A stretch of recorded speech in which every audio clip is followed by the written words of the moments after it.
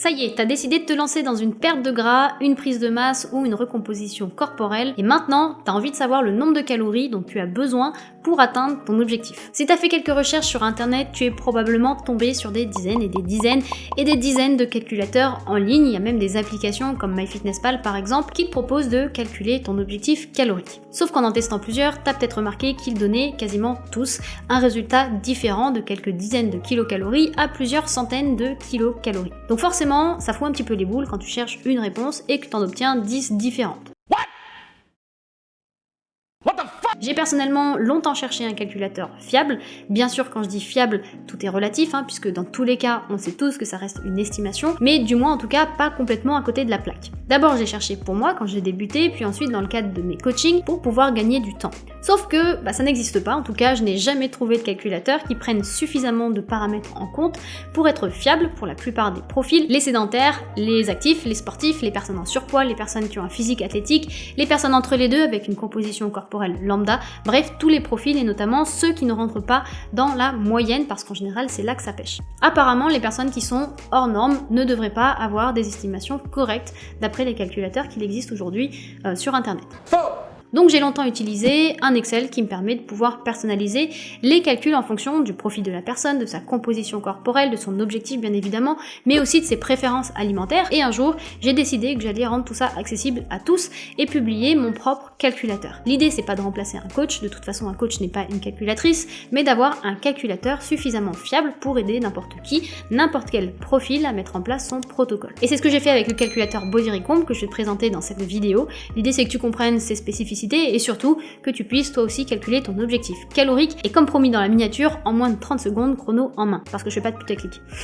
Bref, après cette introduction beaucoup trop longue, je te propose de passer à la pratique. Pour ça, je te donne rendez-vous sur bodyrecomp.fr/calculateur-calories, tu trouveras le lien dans la description, comme ça tu vas pouvoir suivre avec moi step by step et dès que c'est fait, je te donne rendez-vous sur mon ordinateur. Donc, on se retrouve sur la page du calculateur sur le site. Comme tu peux le voir, on a le formulaire à gauche à compléter et quelques instructions et remarques à propos du calculateur.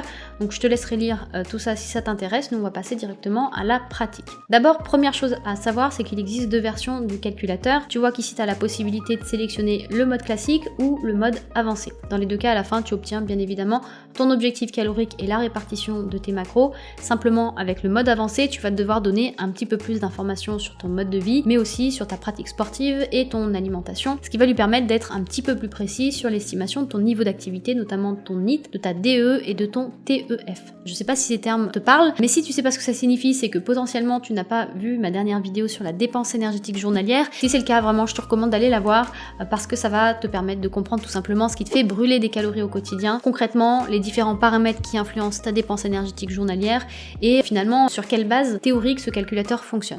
Bref, on va démarrer avec la première étape qui est de renseigner tes données de profil. Tu dois indiquer entre autres si tu es un homme, une femme, ton âge, ton poids, ta taille, en fait toutes les données qui peuvent influencer le calcul de ton métabolisme de base et de quasiment tous les autres paramètres qui vont te permettre d'obtenir ton objectif calorique à la fin. Allez, je vais compléter tout ça, je te laisse le faire aussi en parallèle si tu veux.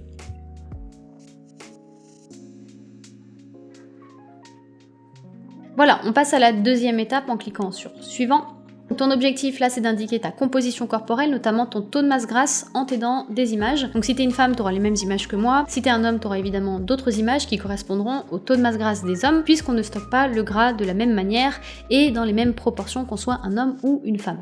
Alors, première parenthèse, pourquoi le calculateur te demande cette information? Tout simplement parce que, en fonction de ton taux de masse grasse, les calculs ensuite vont être différents. Par exemple, ça paraît logique, mais à ma connaissance, aucun calculateur en ligne aujourd'hui prend ça en compte, et pourtant c'est super important, et tu vas comprendre pourquoi. Mais en gros, une personne qui est sèche, qui se prépare à une compétition de bodybuilding, par exemple, va pas avoir exactement la même marge en termes de déficit calorique qu'une personne qui est en surpoids. Concrètement, on pourra être plus agressif sur le déficit avec une personne en surpoids, il n'y a pas trop de risque en termes de fonte musculaire, d'autant plus si la personne débute la musculation et si le protocole évidemment qui va avec est pas tout à fait débile. Merci Bambou pour tes commentaires. Je sais pas si t'as entendu mon chien. Bref, alors qu'une personne qui va être sèche avec un niveau avancé en musculation va devoir adopter un déficit plus conservateur pour chercher à maintenir un maximum sa masse musculaire. Donc le calculateur va prendre ça en compte et calculer ton déficit, si la perte de gras est ton objectif bien évidemment, en fonction de ta composition corporelle. Idem pour l'apport en protéines. Sur la majorité des calculateurs, l'apport en prot est calculé par rapport au poids de corps total. Si tu fais ça pour les personnes obèses, tu vas obtenir des valeurs vraiment énormes et complètement irréalistes, ce qui est donc pas le cas de ce calculateur qui va utiliser une autre méthode, bien heureusement, pour te donner des valeurs adaptées pour ce type de profil. Dernier exemple où ça a son importance, c'est tout simplement pour les personnes plus musclées que la moyenne. Si on utilisait les mêmes calculs que ceux qu'on utilise pour les personnes qui sont en surpoids ou avec une composition corporelle moyenne, on risque de sous-estimer le métabolisme de base et donc de sous-estimer finalement l'objectif calorique. Donc pour les personnes qui ont un physique athlétique, c'est important de prendre en compte le taux de masse grasse et indirectement et plus précisément même le taux de masse maigre dont l'activité métabolique est bien supérieure à la masse grasse. Bref, je pense que tu as compris l'intérêt de cette étape, je ferme la parenthèse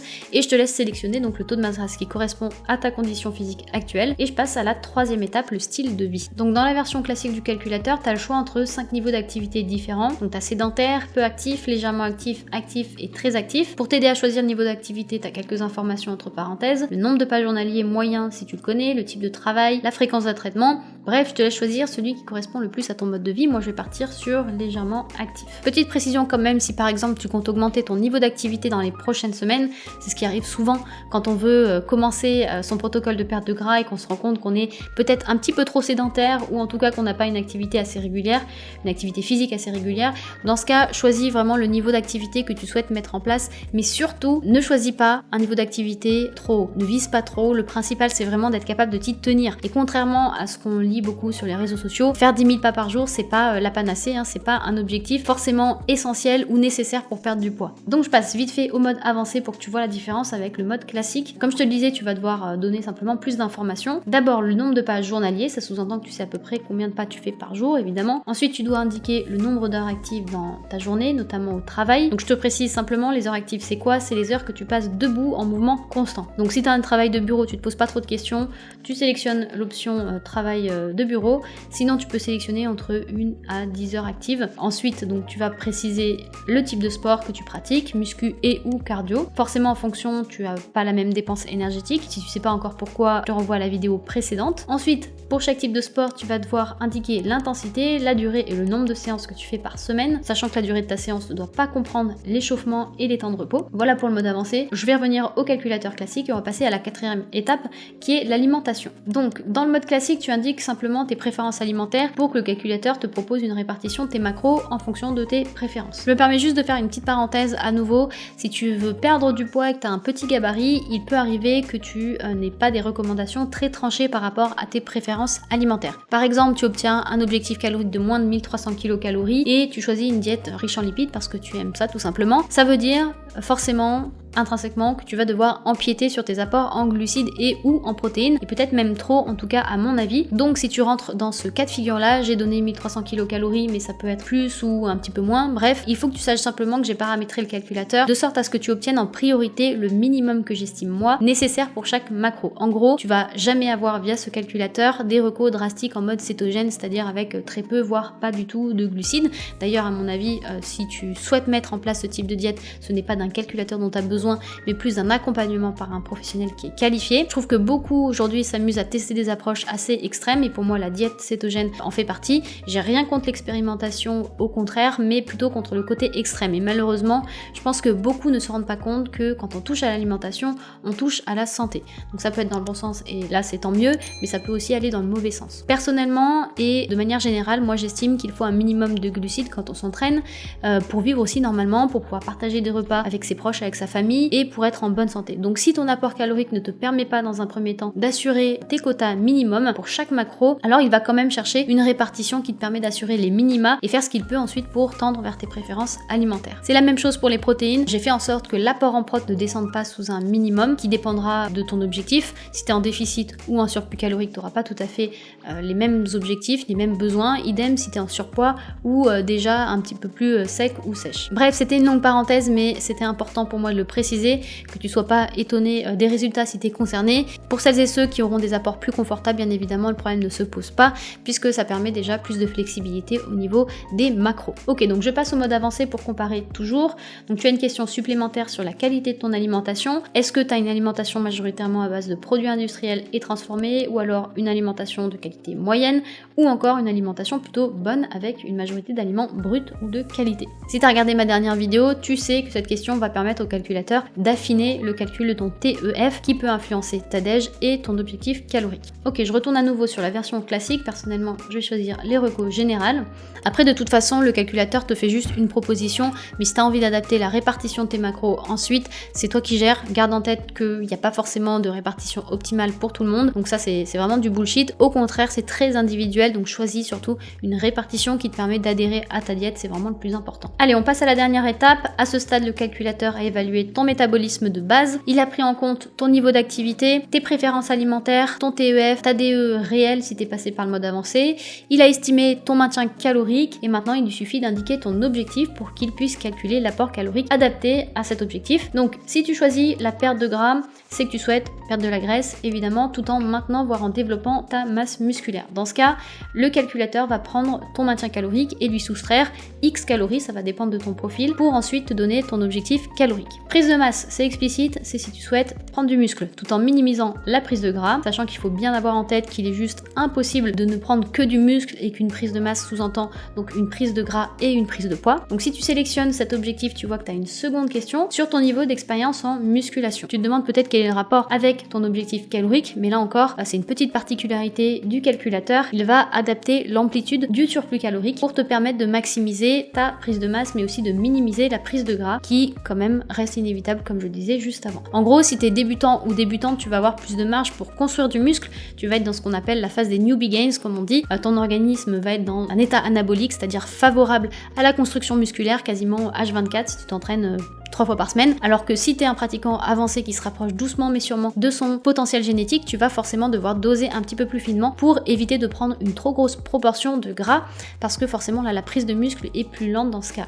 Ensuite, troisième objectif, la recomposition corporelle. Donc là, tu as quelques informations supplémentaires importantes. Donc la recomposition corporelle sous-entend, en tout cas dans ce cadre-là, que tu souhaites perdre du gras et prendre du muscle simultanément tout en maintenant ton poids. Donc même si dans le meilleur des mondes on aimerait tous perdre du gras et prendre du muscle au même rythme, tout le monde ne peut pas bénéficier de cette recomposition corporelle dans les mêmes proportions. Donc je ne conseille pas cet objectif pour tout le monde. Il va notamment pas te concerner si tu es par exemple en surpoids. Dans ce cas-là, tu pars sur une perte de gras, tu te poses pas de questions. Ou si tu es en sous-poids et que tu as du mal à prendre de la masse, dans ce cas-là, tu pars sur une prise de masse. Par contre, cet objectif est intéressant pour toi si tu respectes les conditions suivantes. Tu as une composition corporelle moyenne. Donc si tu es une femme, tu as maximum 26% de masse grasse. Si tu es un homme, environ 19% de masse grasse au maximum. Deuxième condition, tu débutes l'entraînement ou tu reprends l'entraînement après une pause relativement longue, post-blessure, post-maladie, post-confinement, post-période stressante, etc. etc. Bon, je t'avoue, pour le confinement, c'est plus vraiment une excuse valable. Mais bref, tu choisis l'objectif qui correspond donc à ton profil et ensuite on clique sur suivant. Et là, tu obtiens enfin tes résultats. Donc la première partie, c'est juste un résumé de ton profil et des informations que tu as complétées avec notamment ton objectif. Et ensuite, on a ce qui t'intéresse probablement. On a donc ton objectif calorique journalier. Comme c'est écrit, c'est un point de départ. Il faudra probablement adapter et affiner en fonction de tes résultats tout au long de ton protocole. Ensuite, tu as la répartition de tes macros en grammes et en pourcentage que tu vas pouvoir configurer directement dans ton appli de tracking préféré si tu souhaites compter tes calories et tes macros. Donc voilà, avec mes explications, forcément ça prend un petit peu plus de temps qu'à la normale, mais si tu refais la même chose, je pense que tu en as pour 30 secondes tout au plus. Si tu as des questions sur tes résultats, sur la mise en place de ton protocole, tu peux me contacter directement via un formulaire en ligne qui est accessible juste ici.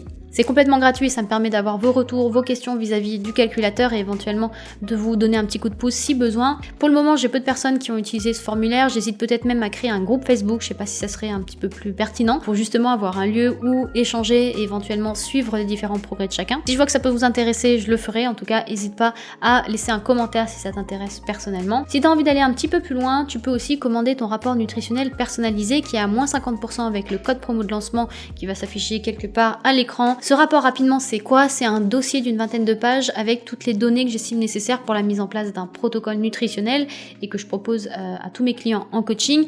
Tu vas y retrouver aussi des recos pratiques pour savoir comment distribuer tes protéines tout au long de la journée en fonction du type de repas, tes besoins en fibres, des recos pour avancer au bon rythme, donc la vitesse maximale de perte de poids ou de prise de poids en fonction de ton objectif et de ta composition corporelle, des conseils pour mesurer et évaluer tes progrès au fil du temps en utilisant notamment les bons indicateurs, des astuces aussi pour te simplifier le tracking des calories, et si tu souhaites pas traquer tes calories, je te donne également un guide des portions faciles à utiliser et super efficace. Voilà pour cette vidéo, j'espère que tu as appris plein de choses et que tu as pu calculer ton objectif calorique et que tu es prêt ou prête à attaquer ton protocole. Une dernière chose super importante, peut-être même la plus importante d'ailleurs que tout le reste, garde bien en tête que même si c'est un calculateur qui se veut le plus fiable possible, ton résultat reste et restera toujours une estimation.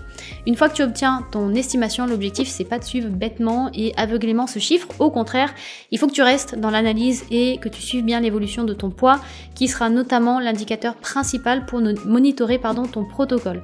C'est pas forcément l'indicateur idéal pour suivre l'évolution de ta composition corporelle, mais c'est un indicateur extrêmement utile, comme je le disais, pour monitorer ton protocole, c'est-à-dire pour savoir quoi faire et quand. Est-ce qu'il faut augmenter ton apport calorique, le conserver tel quel ou le diminuer et à quel moment? Si par exemple au bout de 2 semaines tu remarques que ton poids a tendance à augmenter alors qu'au départ ce que tu veux toi c'est perdre du poids et que tu as écarté bien évidemment tous les autres facteurs qui peuvent influencer la prise de poids, notamment la rétention d'eau liée au stress, à une alimentation un petit peu plus salée que la moyenne, à une alimentation plus riche que d'habitude en glucides, à ton cycle menstruel, bref, alors dans ce cas-là peut-être que tu as surestimé ta dépense calorique et ou sous-estimé ton apport calorique. Dans tous les cas, il faut vraiment être vigilant et adapter au fur et à mesure. Concrètement, dans la majorité des cas, si ce n'est pas dans la totalité des cas, il y a des ajustements à faire. C'est d'ailleurs là le nerf de la guerre, c'est de savoir adapter son protocole en fonction de ses résultats pour continuer à progresser. D'ailleurs, si ça t'intéresse que je fasse une vidéo sur le sujet, n'hésite pas à me le dire en commentaire. Merci d'avoir regardé la vidéo jusqu'au bout. Merci aussi aux 8 abonnés, il me semble, de la chaîne. Alors on en est à la 3e vidéo, mais ça me fait toujours plaisir de voir des personnes qui ont envie de suivre le contenu. N'hésitez pas à vous abonner si vous aimez le contenu, à partager la vidéo, à mettre un petit pouce, un pouce bleu. D'ailleurs, je dis un pouce bleu, mais je crois que le pouce il est pas bleu. Enfin, je sais plus, faudra que je vérifie. Bref, je vous remercie d'avoir regardé la vidéo jusqu'au bout encore une fois et je vous donne rendez-vous dans la prochaine vidéo. Ciao!